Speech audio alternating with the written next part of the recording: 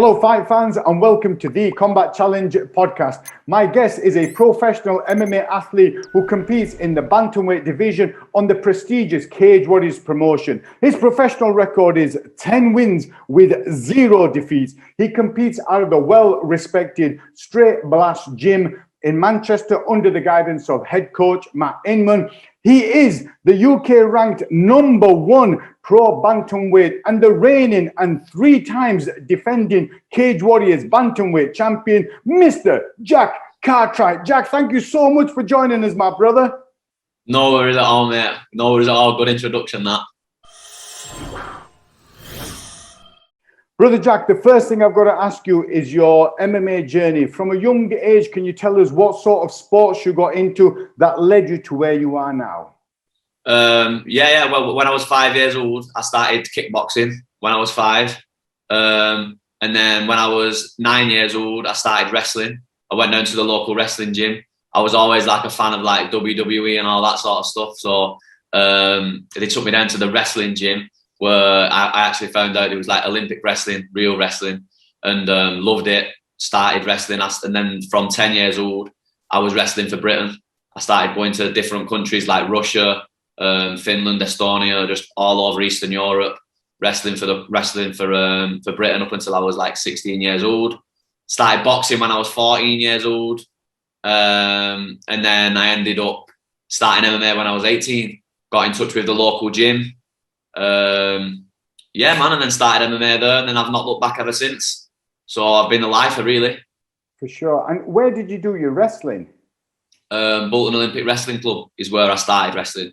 That was like the first gym that we went to. And then when I was around 12 years old, they split off from Bolton Olympic Wrestling Club and Sharples Wrestling Club. So there was 2 like top level wrestling clubs in Bolton, and I was at Sharples Wrestling Club. And then that's where I wrestled like the last 4 years of my wrestling career from. And then I focused on boxing more. And then it got to the point where it was like I was either going to turn professional boxing or start MMA. And I decided to start MMA. So here we are. And what made you do the transition from wrestling to boxing? I'd always loved fighting. I'd always loved it. I wanted to be the best fighter. Do you know what I mean? And I thought, if I want to be the best fighter, I grew up loving Ricky Hatton. Do you know what I mean? So it's like, I want to be a boxer as well. Do you know what I mean? I think I could beat those boxing guys. So I went and started boxing, and then I knew in the back, I'd always been a fan of the UFC, of MMA in general. I remember when I was kickboxing, one of my old kickboxing coaches, he took me into the back and was showing me a Pride on the computer. And I was only about 8 years old, and he was showing me like these Pride videos, and he was like, "Oh, have a look at this, have a look at this." And I was looking at it thinking, fucking hell, like, I like that, like I'd have a go at that sort of thing. So from then I'd watch the UFC, watch like Chuck Liddell, Tito Ortiz, all them sort of guys, and then like BJ Penn, and just like idolize them guys, man, and wanted to be a complete fighter. And what's better than a complete fighter than an MMA fighter? So I've always had that in the back of my mind, and that's eventually what I chose to do. And which MMA gym did you go to first, and what was the transition along there? Well, it was Team Coliseum was the first MMA gym that I went to, and it was Danny Rushton and Aaron Chatfield who was the coaches there, and Saul Rogers was like the top fighter out of the gym at the time. So it was luckily that's just in Falmouth down the road. You know what I mean? A couple of miles from where I live. So I went down there and started there at that gym, and then like 3 months later, I had my first fight. So, yeah, it's good. Well, I recorded a podcast last night with Aaron Chatfield, and he was on about Team Coliseum. Yeah, I'm a busy guy, brother. Yes. So yeah, I did that with him, and he was on about Team Coliseum. Then it was on about the Northern Cartel, where other gyms kind of came together. And he mentioned some of those gyms. I think he mentioned like Spenner was part of the Northern Cartel. Was it Sounds well now. Was the Butlins part of it? Yeah. Yeah, so they were part of it, and he told me a couple of stories when I released that podcast, brother. He told me some stories, man. So yeah, of course, man. He's a good guy, is Aaron, and he's been around a long time, brother, hasn't he? Yeah, I think that's like one of the oldest gyms in England, like Coliseum. Do you know what I mean? Like I said, like Danny Rushton and Aaron, they've been in the sport since like the 90s. Do you know what I mean? So back when it was no holds barred fighting, that's what everyone was doing then. So I was lucky really that was just around the corner from my house. Do you know what I mean? So I got to go there and learn from all these guys and then just progress from there. So I had a good foundation from the start really.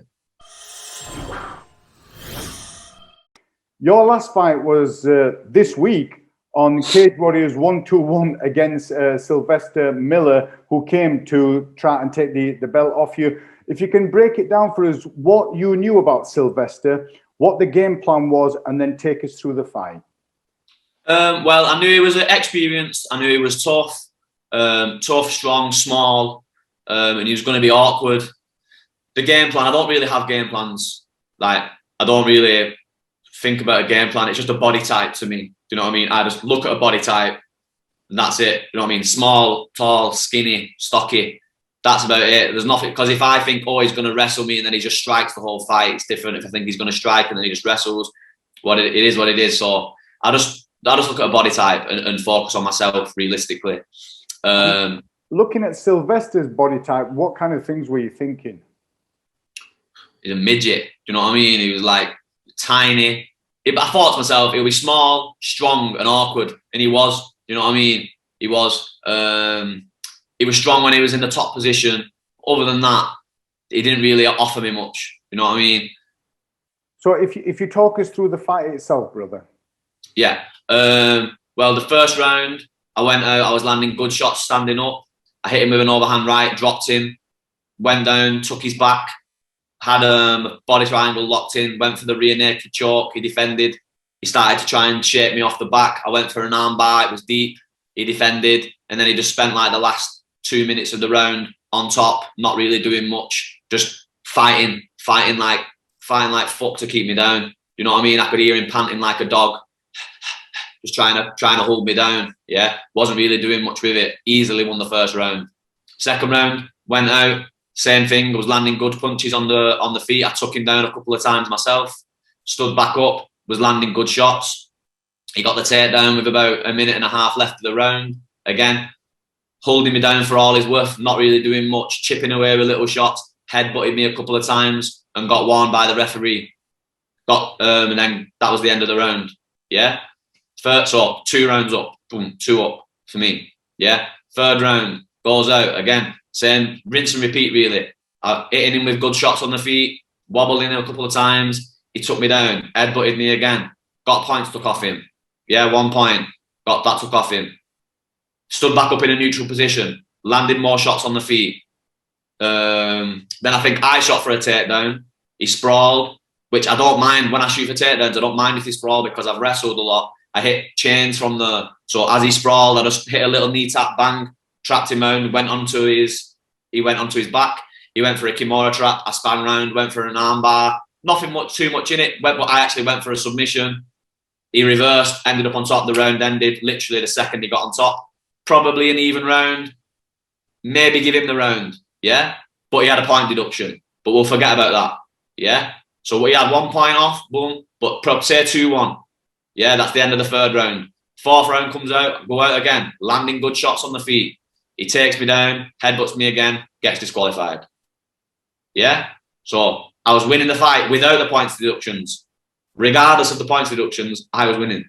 You know what I'm saying? I was winning the fight. He had 2 points stuck off him. He had a warning, a stood up verbal warning saying, I'm going to disqualify you if you do it again. He had numerous headbutts on the floor where Rich was saying to him, stop headbutting. Yeah, he had about 6 warnings in the fight and got disqualified. People are saying, there should be a rematch. How? He was losing the fight and he got disqualified. So if you lose in the fight and you get disqualified, that means you earn a rematch. No, it doesn't. You know what I mean? No, it doesn't. You don't win a fight by holding top position for less than half a round. You watch the fight, less than half a round, he has top position. But because people are so used to me going out and dominating people, when they see you on the ground for 2 minutes, they think, oh, close fight, close fight. It's like, no, it's not. It's not. If you look at the damage done in the fight, I was a far superior fighter. So that's all I've got to say on that anyway. Far superior to that guy. I'm levels above him. He couldn't beat me on my worst day. You know what I'm saying? He couldn't beat me on my worst day. Never mind on my best day. And how many warnings did he get in total, Jack? well, he got stood up and warned once. Yeah, he headbutted me on the floor, and Rich was like, "Watch your head, watch your head." Yeah. Then he got stood up and warned and lost the position. Stood up, tucked to his corner, warned and lost the position. Then after that, he got stood up, points took off him. After that, stood up, points took off him. After that, disqualified. So however many times I just fucking said that then, that's how many times he got it. Now, He could have been disqualified the round before, but Rich was like, I didn't want to disqualify him. You know what I'm saying? I didn't want to disqualify him, but what am I supposed to do? Now, we don't know what's Sylwester's thought process, but in your opinion, why was he doing stuff like the headbutts? What was all that about? Honestly, I don't know. I was watching the fight and I'm listening to the commentary, right? And I'm listening to the commentary and I'm watching the fight. And there's times where he'll punch down with his head, yeah? Boom, boom, like that. And then there's times where he'll have his hands on my hands and just go and headbutt me. You know, he headbutted me in the chest, man, multiple times. Headbutted me in the chest multiple times. Headbutted me in the head multiple times. You know what I'm saying? And it's like, I can just hear him going, watch your head, watch your head, watch your head, headbutt, headbutt, headbutt. Nice one. You know what I'm saying? But you don't get a rematch for headbutting someone. You don't win a fight by sitting in someone's guard and chipping away with little shitty punches that don't hurt anyone. You know what I mean? I was wobbling him the entire fight.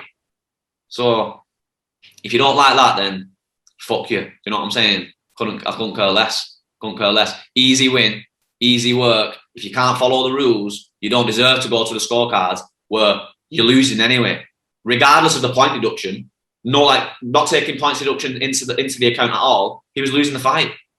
With the points deduction, fucking hell, he was way behind. And there was only one person that was coming close to finishes, and it was me. I dropped him, took his back, the most dominant position in MMA, took his back. There's just little decisions where I could have made where it would have been another first round finish. You know what I'm saying? But they're the little lessons you learn from. You know what I mean? You've got to win ugly sometimes. And it don't get much uglier than him. You know what I'm saying? Not me. Now, you said that it sounds like you've no intention of going and having a rematch with Sylwester. What's your plans, and have you given it some thought? Have you spoke to the matchmakers or anything like that? No, I've not spoke to anyone. Literally, it was 2 days ago, wasn't it? Sunday today, innit? It was 2 days ago now. So I've not spoke to anyone. I'm not too fussed, man. I'm not too fussed. I think I'm by far the best bantamweight in the country. By far. You know what I mean? So well, you are ranked #1, brother. I know, but I was ranked #2 for like a year, and I knocked out #1.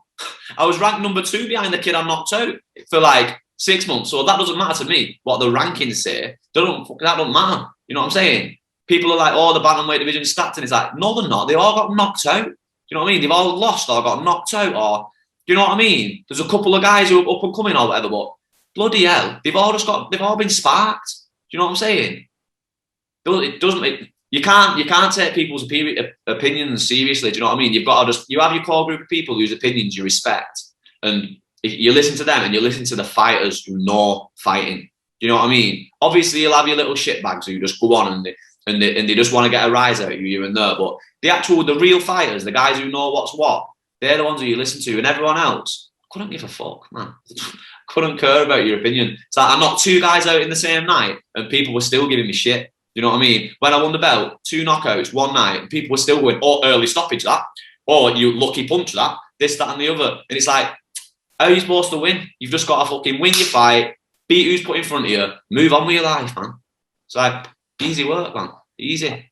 And the good thing is, Jack, you're seasoned as a professional, so stuff like that, it's like water off a duck's back, right? Of course it is. Of course it is. Of course it is, man. It's just like you said, water off a duck's back. Why would I care what a loser has got to say? Winners win. Do you know what I mean? Winners focus on themselves, man, and losers focus on winners. And I'm a winner. You know what I'm saying? It's the way it is. Brother Jack, along your martial arts career, has there been any coaches or mentors that have played a significant impact in your martial arts role? And if so, if you can share that with us, please. Yeah, of course. Literally every coach that I've been with along the way has played a big part in my life, really, and in like you said, in my martial arts journey. From like my early wrestling coaches, to my boxing coaches, to like I said, like Aaron and Danny Rushton when I first joined Coliseum, to Saul Rogers who like coached me when they left, and then Saul moved to SBG Manchester. I followed him up to SBG Manchester and started training under Carl Tanswell. And then obviously Carl Tanswell passed away. Matt Inman took over the reins as being the head coach of SBG Manchester, and Matt's like my head coach now. He's been my head coach now for like the past 4 years or something like that. And I owe a lot to every single one of them guys. Yeah, I've done a podcast with quite a few people from SBG coaches. So I've done Alex Unland, I've done David Grant. I'm doing him again because he's just come back from UFC, so I've got another podcast with him. And then I've done with Matt Inman. And Matt comes across as quite a thorough and a deep thinking sort of guy. Is that how he is? Yeah.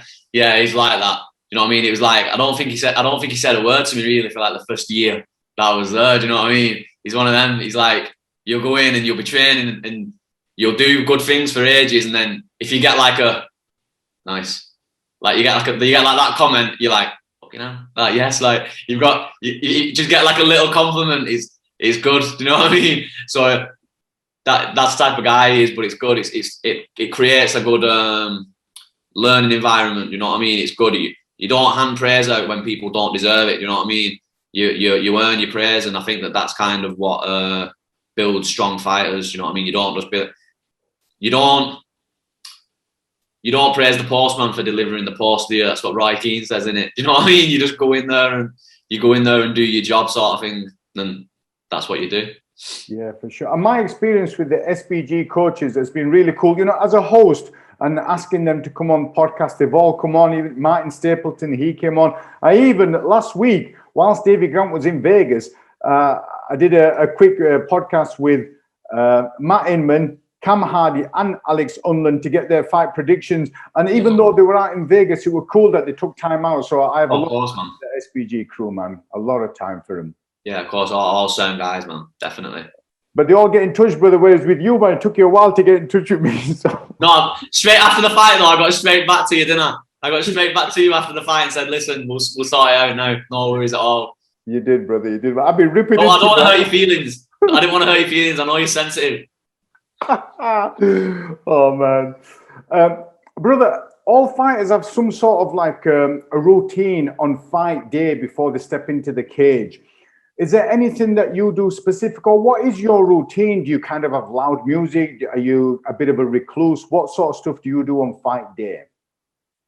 I'm probably more reclusive. I like to be in my own thoughts. I like to be in my own head, and everybody around me knows me. Like everyone who comes with me to fight on the fight day knows me very well. You know what I mean? You go into the changing rooms.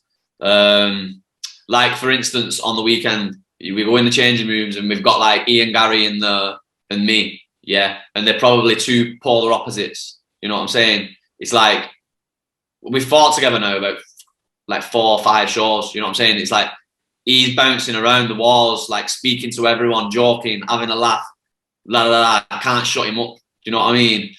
I'm walking around, just going over things in my head. Like I'm going to war in there. I'm not saying that he's not, because he is. You know what I'm saying? But I'm going in there like, boom, this is serious to me. You know what I'm saying? I am here to fuck around. You know what I mean? I'm not messing around. I'm going in there to do damage, serious damage to somebody. Whereas he's kind of like, I'm just going to be nice and light and let it flow. Do you know what I mean? Just let it all flow in there and have fun, sort of thing. Yeah. Whereas, of course, it's fun. You know what I'm saying? Like there's hitting someone clean on the chin is fun. But to me, I'm doing that with very dangerous intentions, and I'm preparing myself for that. You know what I'm saying? So with me, I am more on the recluse side of things in general anyway, and other fighters are more outgoing and want to have a laugh, and they'll be like ready to have a chit chat right before going out there. Me, I'm like, don't touch me. I'm ready to go and put someone out. So like, don't fucking get in my way, sort of thing. And at what point is the switch for you? Because for some people, it's like when they're getting their hands wrapped. For some people, when the runner comes and says, right, you're going to be on next. At what point is it where that switch clicks and that's it? You're literally there in fight mode. I'd say the weigh-ins, like straight at the weigh-in, and then I like to cool down, and then, like you said, the venue, into the venue, getting your hands wrapped, and then it's just a ramp from there. You know what I'm saying? You're just slowly letting the lid off, boom, boom, and then you etch it up from there. You've had loads of amateur and professional fights. Out of all those fights, is there any most rewarding fight that you might have? And if so, can you share that with us? Yeah, like I'd say I've got two. So I was like amateur, like my most rewarding amateur fight was against a guy called Dean Begg. He's like tough Scottish fighter, and we had like a 5-round fight, and it was just back and forth, real tough. He had me in some deep chokes. He had me in some deep arm bars, some very, very bad situations. And I managed to like grit through these situations, escape all the arm bar attempts and triangle attempts and what have you, and just fought through some hard adversity, which was like a lot of my fights previously, which is continued. It was like first round knockouts, first round submissions and stoppages and all this sorts of stuff. And it was kind of like an answer to those critics that was like, oh, will he last the rounds? What if he gets put in the bad positions and situations and all that sort of thing? And he was a tough man, and that kind of set me in good stead for the rest of my career, where I could think to myself, you know what, like, if you need to dig down, you can dig down. And I already knew that. I've boxed plenty of rounds, and I've wrestled in some wars. And I've been through hard training camps, and I've done all the rest of it. But that was the first time in an MMA cage, in that sort of arena, where I had to dig that deep and know that when my back's against the wall, I know what I'm made of, sort of thing. So that was like my most rewarding amateur fight. And then obviously my professional, the most rewarding was winning the Cagewarriors title.